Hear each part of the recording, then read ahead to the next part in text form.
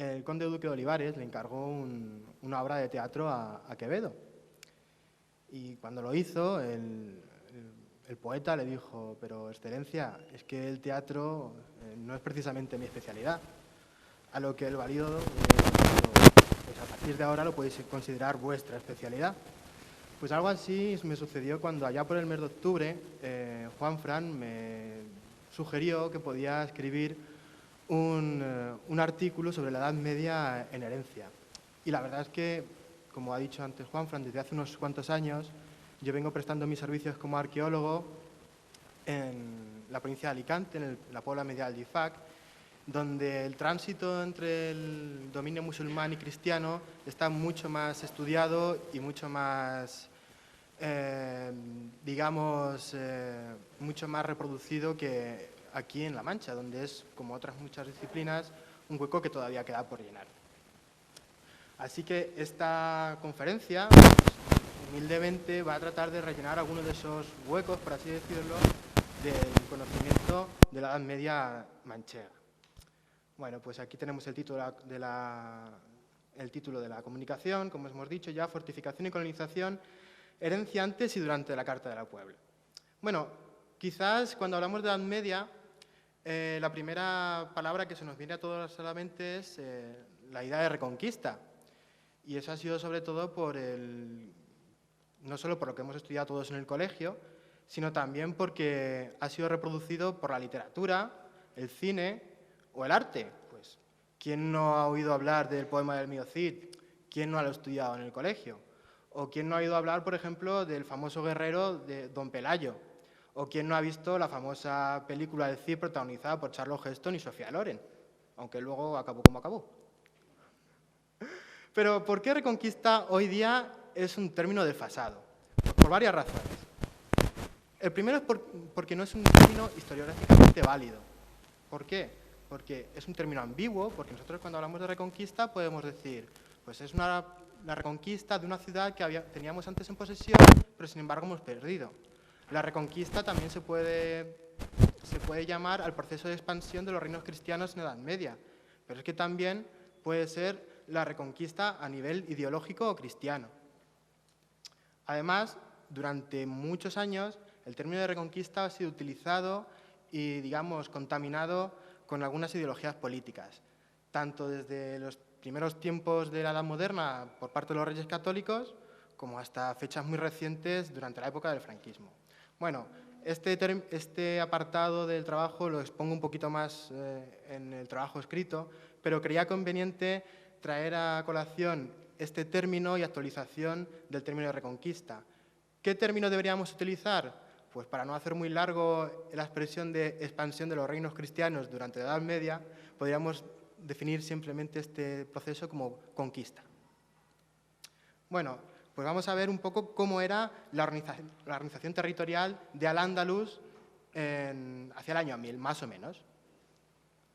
Bueno, pues se organizaban más o menos en tres entidades. La primera eran las madinas de frontera, o sea, ciudades que se situaban en la frontera con los reinos cristianos y que servían de primera defensa contra las incursiones que realizaban cada vez más a menudo los reyes y señores cristianos. La segunda organización eran las curas o provincias, que en muchas ocasiones venían a coincidir con aquellas de época romana. Estas, a su vez, se dividían en Akalim, que es el plural de Iklim, que eran unas subdivisiones provinciales que podemos traducir como climas o simplemente como subdivisiones provinciales. Aquí tenemos un mapa de cómo era Al-Ándalus hacia el año 1000. Bueno, pues aquí tenemos, por ejemplo, la ciudad de Toledo, que era una de las más importantes en nuestro entorno. Y no solo de nuestro entorno, sino también de todo el dominio musulmán. Aunque, como ya veremos, nunca acabó de ser un dominio muy estable. La zona de La Mancha, además, se encontraba en la zona de confluencia de tres importantes territorios. El primero era la Madina de Tulaytú, que era la ciudad de Toledo, que disponía de un alfoz o un terreno dependiente de ella bastante grande. La segunda era la cura de Santa Varilla, que se traduce como la provincia de Santander. Esto vendría a coincidir más o menos con la provincia actual de Cuenca, un poquito de la provincia de Albacete, la Comunidad Valenciana. Y por último teníamos la cura de Calat-Rabat, que es lo que luego se llamó la zona de Calatrava, Calatrava la Vieja. Esta zona es bastante curioso porque, a diferencia del resto de las otras dos entidades, esta sí que estuvo poblada y habitada desde el principio por personas de origen omeya, es decir, gente proveniente directamente de la provincia arábiga y de Siria, mientras que las otras dos eran pobladas por gente de origen bereber, del norte de África. Ahora ya veremos por qué. Bueno, y aquí tenemos, por ejemplo, cómo era la vida en aquella época. Sobre estas imágenes volveremos un poco más adelante, pero es una miniatura que podemos encontrar hoy en los archivos vaticanos y que hace referencia a un famoso poema de amor y en el que se refleja muy bien en las ilustraciones cómo era la vida en época musulmana. Bueno, pues en la zona de confluencia de estos tres territorios que hemos nombrado antes, la cura de Santander, la cura de Calatrava y la ciudad de Toledo, nos encontrábamos nosotros, nuestra zona de estudio. Se encontraba el Iklim de Fas al-Luyi, que se puede traducir más o menos como campo del bosque. ¿Cuál era la capital? La capital era Qasr Beni Atilla. Qasr Beni Atilla, que se ha venido a identificar con la ciudad de Alcázar de San Juan. Y aquí lo siento mucho por nuestros vecinos, pero lo de y sobre todo por el equipo de baloncesto, porque lo de Alcázar, mira que me he empeñado yo en buscarlo, pero no lo he encontrado por ninguna parte. Bueno, aparte que en esta zona de confluencia también venían a converger dos importantes rutas de esta época, sobre todo para el transporte de mercancías. Una era la que unía Córdoba, Toledo con Zaragoza, que no sé si a alguien le suena el itinerario, y la otra la era de Toledo-Cartagena.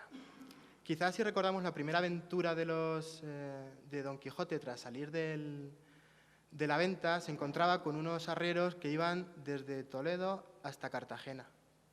Precisamente se los encontró más o menos por nuestra zona, así asumimos que la venta era la de Puerto Lápice, claro.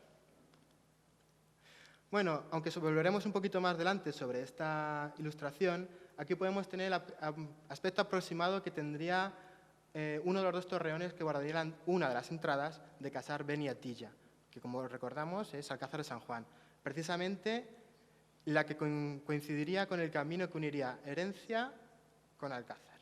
¿De acuerdo?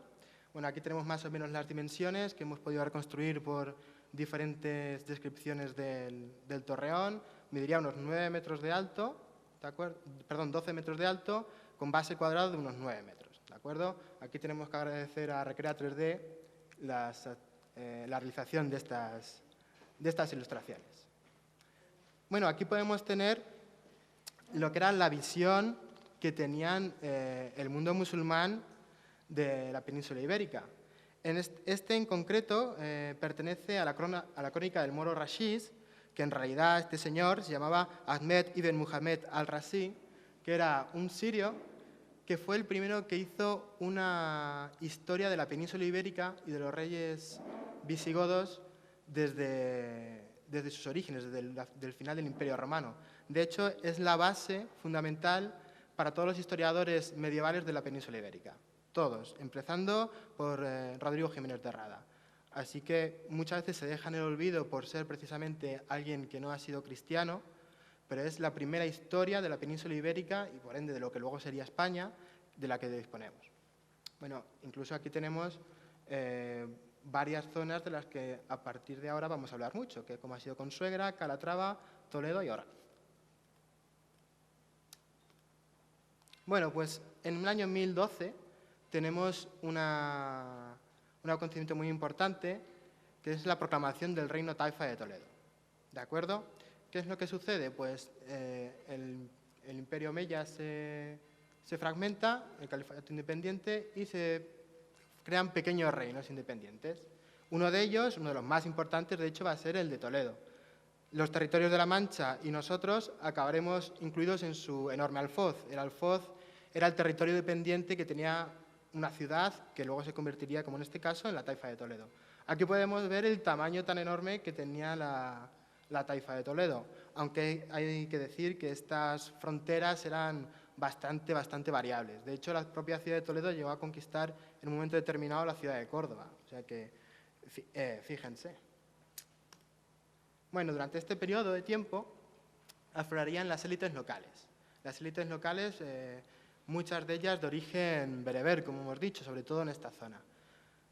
En este contexto tenemos que incluir el yacimiento de Arroyo Valdespino, sobre el que ya hablamos hace 2 años, pero en lo que se refería a su parte romana y visigoda. Visigoda no, e íbera. Aquí tenemos una foto del yacimiento, nos vamos a fijar en lo que viene aquí denominado como sector 3. Y en algo muy curioso, estos son los ejes de la noria que vamos a ver a continuación, sobre los que se asentaban. Estas excavaciones fueron realizadas por la empresa Audema, a los que tengo que agradecer una vez más siempre su disposición a echarme una mano con estos temas. Bueno, pues ¿qué había aquí? Aquí había una almunia. ¿Y qué era una almunia?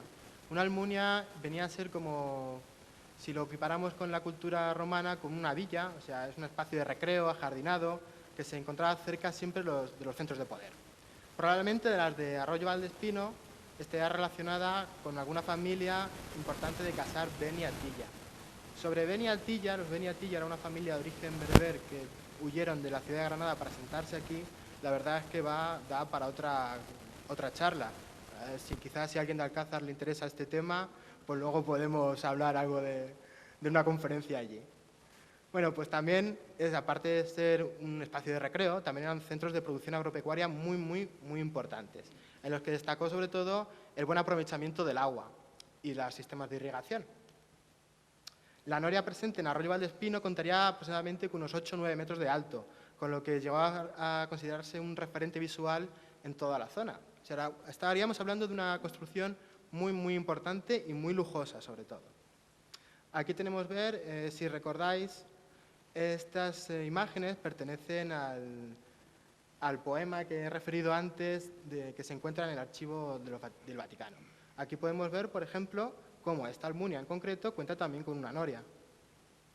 Aquí tenemos la presencia de estanques, de animales exóticos, aquí tenemos unos patitos, aquí un conejito, ¿de acuerdo? Pero sobre todo lo que era un espacio de recreo para gente muy adinerada que se dedicaba todo el día pues, a estar, como vemos aquí, de fiesta. Aquí tenemos un ejemplo de los mejores que se han conservado, aunque la noria sí que está reconstruida. Esta es la noria de Albobalafalia, que está en Córdoba, y este es un caso muy curioso porque se asienta sobre los restos de un puente romano. Y aquí tendríamos una reconstrucción de lo que tendríamos muy cerca de aquí de Herencia, como digo, en el yacimiento de Arroyo Valdespino. Vamos a ver aquí varias visiones de cómo sería y cómo se utilizaría y cómo estaría tirado por algún tipo de buey o algún que otro bóvido. ¿Cómo era el hábitat de esta zona en esta época? Pues era un hábitat muy disperso. ¿Qué quiere decir que era un hábitat muy disperso? Que encontrábamos muchos pequeños núcleos de población y muy separados entre sí. Quizás no superaría ninguno los 50 o 60 habitantes como mucho. Esta red de alquerías, que podemos definir así como pequeñas granjas, estaban organizadas y todas dependerían de una más importante. Una de las principales misiones de estas alquerías era cuidar y mejorar en lo posible los sistemas de irrigación. Dependerían, como hemos dicho, de un núcleo urbano más extenso y casi siempre fortificado. Como hemos dicho, Casar Beni Atilla. Siempre volvemos a la capitalidad en Alcázar de San Juan. Tenemos unas noticias de Ibn Hakal en su libro de La configuración del mundo, que es un libro de viajes. Este señor, que era un viajero del siglo X, vino desde Siria recorriendo todas las posesiones de los omeyas. Pues llegó a la península ibérica y decidió hacer un viaje en caballo desde Córdoba hasta Toledo. Bueno, pues es curioso que en el trayecto que habla desde Calatrava hasta Toledo, habla de la cantidad enorme de alquerías y de almunias que hay. Pero lo curioso es que pese que habla del gran número de alquerías que hay, no se ha podido, al menos todavía, refrendar por testimonios arqueológicos. Quizás nos encontremos hoy día sobre este tipo de alquerías, quizás fueron arrasadas durante las épocas de conquista, o simplemente que y en mi opinión muchas de ellas, ante la falta de excavaciones y la falta de estudios, pues no se han encontrado todavía. Aquí vamos a hacer un pequeño inciso y vamos a ver cómo era la vida en estas alquerías y en estas almunias. Pues la alternancia del cultivo entre secano y de regadío pues sería prácticamente como la que conservamos hoy en día. El ganado que criaban era ovino, ovejas, bóvidos, principalmente sería el aprovechamiento como fuerza de tiro, y equino, caballos. Destaca el aprovechamiento de los machos jóvenes para carne, aprovechamiento de la leche, para la producción de queso, ya que se han encontrado gran número de queseras, que son exactamente igual que las de ahora. Y también utilizarían, como hemos dicho, los bóvidos como fuerza de tiro. La presencia de caballos es muy significativa, ya que el caballo en esta época era un elemento de distinción social. No todo el mundo podía conservar un caballo y podía cuidarlo, y sobre todo porque el caballo estaba relacionado con la práctica de la guerra. De hecho, aquí podemos ver unas ilustraciones del genial Agnus MacBride que hizo para la colección Osprey de Oxford. Estas ilustraciones corresponden a unos guerreros musulmanes de la península ibérica del siglo XIII. Bueno, vamos a meternos ya en el tema de fortificación un poco más seriamente. Estas imágenes que estamos viendo, ya que debo agradecer a la empresa de Global Arqueología la cesión de estas imágenes hechas con un dron. Esta torre corresponde al núcleo primigenio del castillo de Antígola, el castillo de Oreja. Esta torre, que se parece mucho a la que hemos visto hace un poquito, va a ser la base de las fortificaciones en todo el futuro campo de San Juan, no solo en época musulmana, sino también en época feudal, en época cristiana. Así que vamos a ver un poquito más, a ver si... aquí estamos. Vamos a empezar a hablar de la red viaria y la fortificación del Andalus en época de la Mancha. La red viaria se determina, como es lógico pensar, por la orografía del terreno, es decir, conforme está proyectado. Primeramente, las redes viarias se tenderían por aquellos trayectos que fueran más cortos y sencillos. Después iríamos, en época romana, se irían ampliando y mejorando. Ya en época de los visigodos, estas redes romanas serían reutilizadas, tanto en época musulmana como visigoda, como hemos dicho. En época feudal, en época de conquista cristiana, seguirán utilizándose, donde las obras de mejora serían cada vez reduciendo más. Sin embargo, ya en época moderna, estas mismas redes serían utilizadas para crear los famosos caminos reales, y ya en época contemporánea, la red de carreteras nacionales. Si echamos un poquito la vista atrás y cuando hemos dicho que una de las principales vías que comunicaban era la de Córdoba, Toledo, Zaragoza, es prácticamente el mismo tendido que tenemos hoy con el antiguo Nacional 420 que une Córdoba con Tarragona.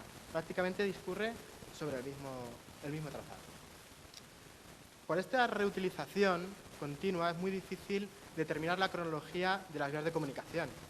Sin embargo, los historiadores y arqueólogos tenemos una herramienta muy importante que es la toponimia, es decir, los nombres de los caminos, parajes que nos han llegado hasta la actualidad. Aquí muy cerquita tenemos, por ejemplo, los Villares del Almaén, que por cierto es el nombre oficial que nosotros conocemos como el paraje del Almaén, o el río Ojiguela, que aunque ahí no está falto de controversia, pero muchos lo definen como sígula de la época musulmana. ¿Qué antecedentes tenemos en cuanto a las fortificaciones internas y las vías de comunicación? El primero de ellos es en época visigoda. Los visigodos heredan los problemas militares de Roma. Básicamente era la presión de cántabros, astures y vascones en el norte de la península que hacían sucesivas incursiones en dominios visigodos. Por eso ellos crearon unos limes, unas fronteras interiores, en torno siempre a las vías de comunicación, que era, digamos, lo que más les interesaba defender, porque eran un movimiento no solo de personas, sino también de mercancías.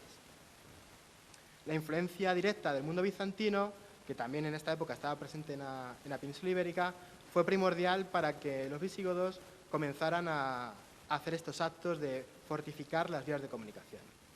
Tendríamos, por un lado, el limes cántabro-astur-vascón, que era un limes interno, el limes bizantino, que era un limes externo, ya que, digamos, estaba en contacto con otra entidad política, y finalmente tendríamos el limes toledano, interno, que seguramente surgió en torno al siglo VI en la guerra civil que enfrentó Hermenegildo con su población hacia el siglo VI, más o menos, tendríamos por un lado el limes cántabro-astur-vascón, por otro lado el limes que unía con los dominios bizantinos, los limes que tendríamos con el reino suevo y finalmente el limes interior que guardaría toda la zona del Alfoz de Toledo.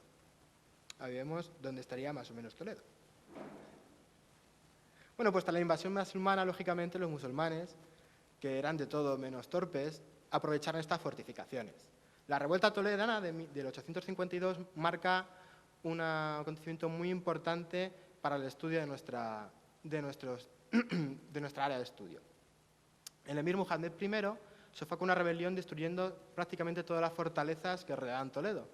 Pero él, viendo la utilidad de estas fortalezas, decide mejorarlas y reconstruirlas y establecer un sistema defensivo en torno a Toledo, no tanto para protegerlo, sino para contenerlo. Toledo siempre fue una ciudad que fue bastante díscola en cuanto al dominio musulmán, gracias sobre todo a la presencia enorme de familias que venían de época romana, hispano-romanas y visigodas.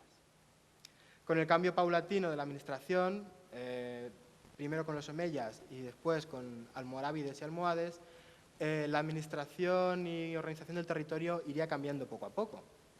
¿Por qué? Se le dio mucha importancia a las fortalezas urbanas.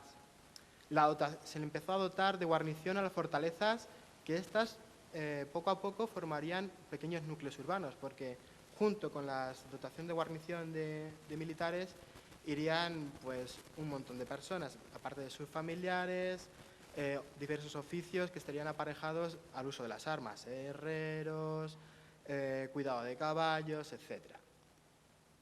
Esta red sería base para la próxima colonización de la Orden de San Juan. La Orden de San Juan, como veremos más adelante, aprovechará no solo las vías de comunicación, sino también el uso de estas fortalezas. Bueno, vamos a ver ahora desde la caída del reino de Taifa de Toledo hasta la llegada de la Orden de San Juan. Y ya entramos en la recta final de nuestra conferencia.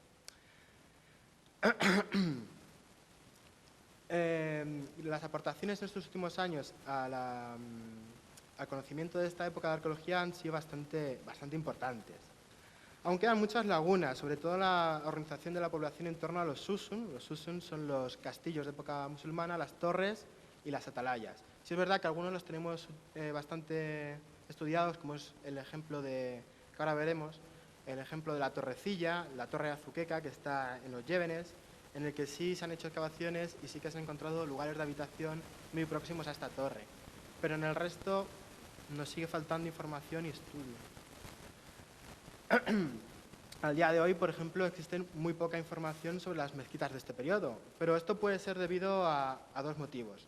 El primero es que probablemente estas se convirtieron en iglesias más tarde, o la población era eminentemente militar, como hemos dicho antes, y no hacía uso exclusivo de estas mezquitas. Además, la particularidad de la religión musulmana, en la que no es necesario o no es preciso la utilización de un templo para orar, también podemos relacionarlo con esta ausencia de mezquitas. Bueno, como he dicho antes, este es el aspecto actual de la Torre de Azuqueca. Es de las mejores conservadas que tenemos en la actualidad. Es de época almohade y se conoce como la Torrecilla. Tiene prácticamente unos 7 metros de ancho y en torno a los 12 de alto. Aunque aquí seguramente podemos ver que perdió material durante cierta época y esto es lo que aquí podemos ver en esta imagen. A la izquierda tenemos la parte reconstruida y a la derecha tenemos los restos que conservamos actualmente. Para acceder a esta altura de la Torre de Azuqueca probablemente utilizarían algún tipo de escalera de mano o algo así, aunque se ve que durante periodos posteriores volvió a ser reutilizada y sí que construyeron una escalera de obra. Bueno, pues tras la rendición de Toledo ante las tropas de Alfonso VI en 1085, todas las fortalezas del reino de Toledo, de la taifa de Toledo, caían en manos cristianas, al menos en teoría, aunque ya veremos que no fue así. La intervención rápida de los almorávides tras la conquista de Toledo provocó que las alianzas cambiasen. Ahora los musulmanes buscarían la ayuda de los cristianos ante el empuje de las tribus almorávides. En este contexto se produce la controvertida dote de la mora zaida. Bueno, y aquí vamos a entrar un poco en el papel couché del siglo XI. Alfonso VI, para, digamos, fortalecer la alianza con el rey de Sevilla, pidió una joven doncella. Entonces parece ser que le otorgaron a Zaida. Zaida era la hija o sobrina, dependiendo de las fuentes que consultemos, nos dice una cosa u otra, del rey de Sevilla, del rey Taza de Sevilla. Bueno, pues junto con la preciosa princesa, yo creo que era a lo que más le interesaba a Alfonso VI es que le diesen todas estas fortalezas: Alarcos, Consuegra, Mora, Ocaña, Oreja, Uclés, Huete, Amastrigo y Cuenca. Bueno, de la que más nos interesa a nosotros aquí en este contexto es Consuegra, lógicamente, que aquí tenemos el castillo. Este es el aspecto actual que tiene, es una de las fotos más recientes que conservamos, pero quizás si nos retrotraemos unos cuantos años, estas postales las podemos encontrar en el Archivo Histórico de Toledo y corresponden a las maniobras que hacían los militares de la Academia. Yo os invito a que lo visitéis en la página web porque tiene fotos de Alcázar, de Herencia, de Camuñas, y es bastante curioso de ver porque se ve mucho cómo era la configuración urbana de entonces. Bueno, pues aquí tenemos a los militares posando en el castillo y cómo era el aspecto a principios del siglo XX. Bueno, pues en el año 1097, en una fecha bastante temprana a la toma de Toledo, Alfonso VI tiene que salir al paso de los almorávides que pretendían recuperar Toledo precisamente en Consuegra. No consiguen tomarlo. En esta campaña muere precisamente el hijo de Rodrigo Díaz de Vivar, el Cid. En el año 1099, otra ejecución almorávide sí que ya consigue tomar Consuegra, ¿de acuerdo? Pero con Consuegra no solo cae el castillo, sino que cae también todas las posesiones del castillo de Consuegra. Desde aquí, los musulmanes comenzarán a atacar diversos puntos de los dominios cristianos, siempre con las miras a acabar con la conquista de Toledo. Pues entonces la Mancha se convierte en una zona de guerra, donde mercenarios cristianos y musulmanes campan a sus anchas. Los mercenarios cristianos, la verdad es que tampoco hacían muchos ascos. Si le pagaban bastante los almorávides, iban a luchar con ellos. Así que desde Consuegra, como hemos dicho, se lanza el famoso ataque a Azuqueca. También atacan a Cazar Beniatilla y, sobre todo, se hacen con la importantísima plaza Villers.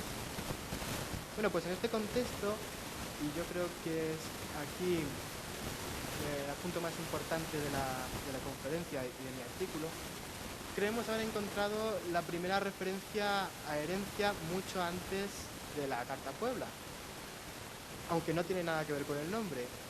En 1116, una incursión almorávide a Toledo, otra vez, es repelida en Polán. Polán es un pueblo que está muy cercano a Toledo. Es repelida por el alcaide de la fortaleza de Oreja. En respuesta a este ataque, él decide atacar la ciudad de Sencila. Bueno, pues la verdad es que Sencila, pues mucho buscar en los archivos y tal, pues la posición en la que se refería me hizo sospechar de que podía ser herencia. Bueno, pues recorría, como hemos dicho antes, a la toponimia. El caso es que la toponimia me decía que Sencila era en realidad Chinchilla en Albacete. Pero la verdad a mí es que no me termina de convencer. No me termina de convencer porque una incursión desde Toledo hasta Chinchilla, el tiempo y la distancia no me coincidían. Entonces, ¿por qué hemos categorizado a Sencila como la antecesora a Herencia? Pues bueno, pues aquí hemos echado mano de recursos, digamos, tradicionales y recursos más tecnológicos. Bueno, la primera referencia que hemos encontrado en los anales de Toledo es una transcripción que conservamos del año 1722, Dice así, en este contexto de esta incursión. Prisieron al Basil Absevit Abdenabet, pennáronlo en Alcázar. Era 1154. Corrió el alcalde Orelia a Sencila. Bueno, pues esto en castellano antiguo más o menos vendría a decir que el alcaide de la ciudad de Oreja persiguió al cabecilla de la incursión, que era Basil Abset Abdenabet, ¿de acuerdo? Y que fue desde Oreja hasta Sencila. Pues gracias también a repasar un poco más las fuentes, encontramos ya mucho después, en 1585, esta referencia. Al segundo capítulo respondieron que la antigüedad de esta villa, que lo puede ser por razón del nombre de la ciudad de Cintilla, y que el tiempo que esta villa se pobló no tienen de ello noticia, ni hay memoria de hombres que la alcanzasen, ni quien la fundó, ni cuándo se ganó a los moros. Esta referencia es de las relaciones topográficas de Felipe II, hechas, como digo, en 1585.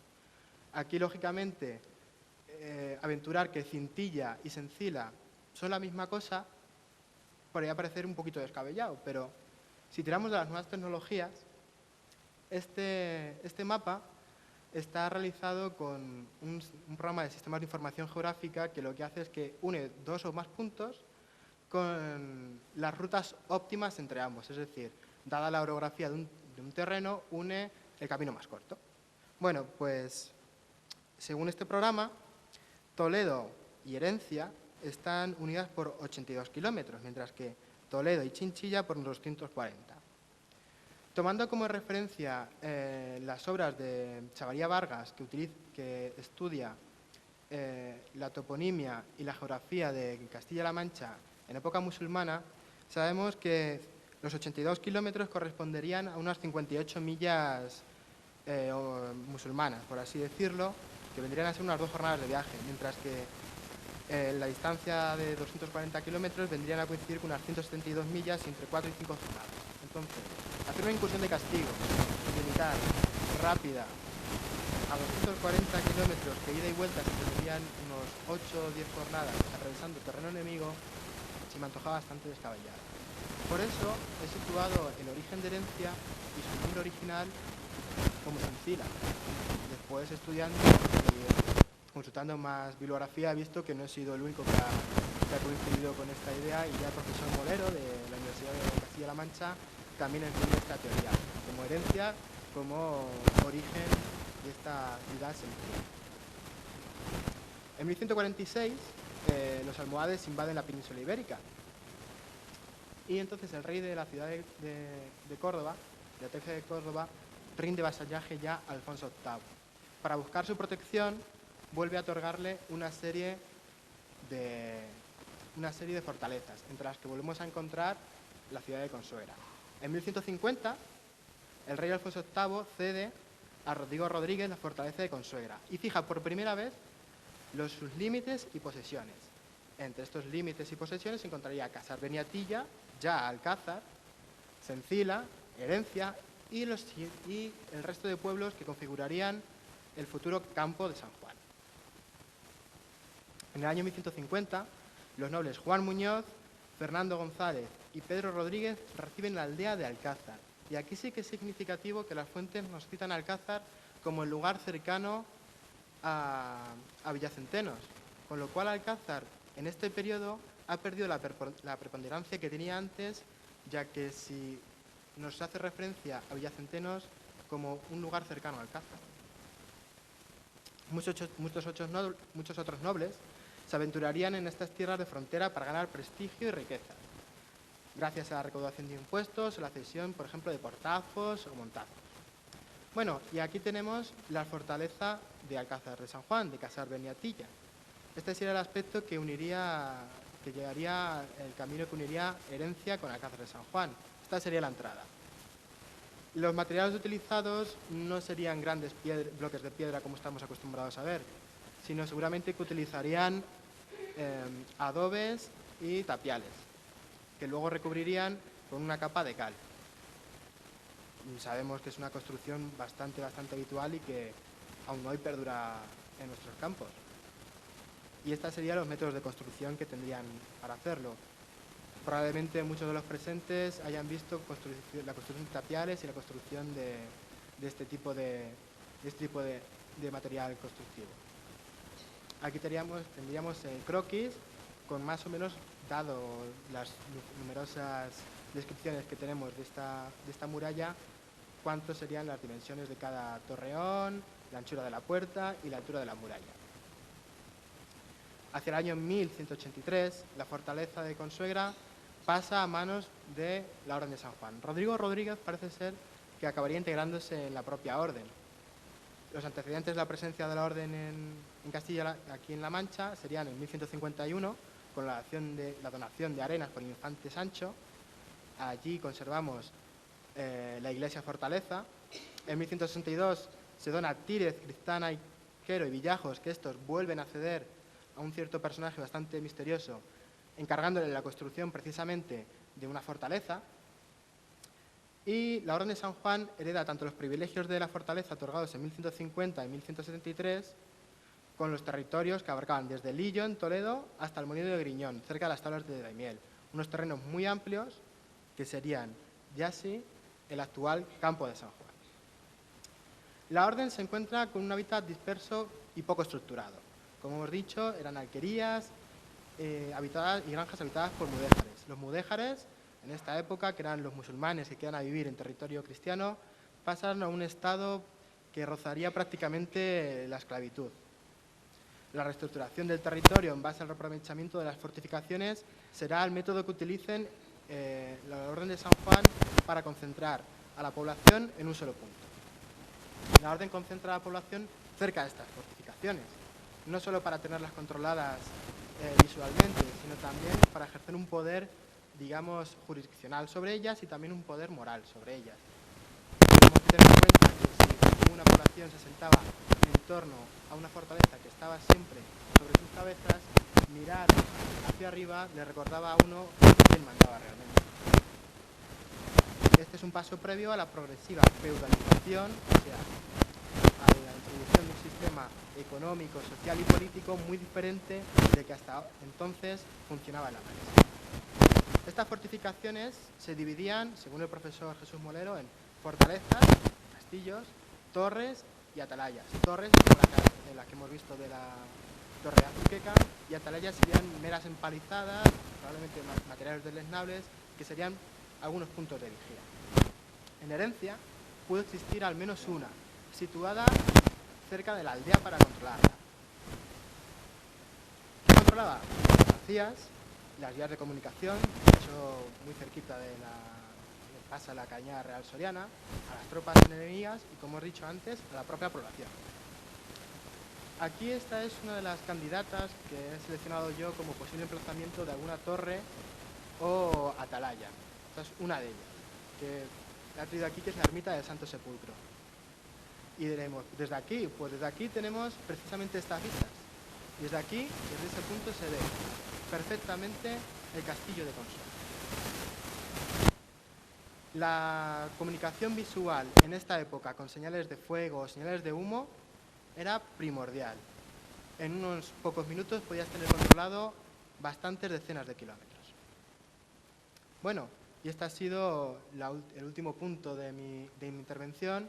Espero no haberme hecho muy pesado, y así que muchas gracias a todos por su atención.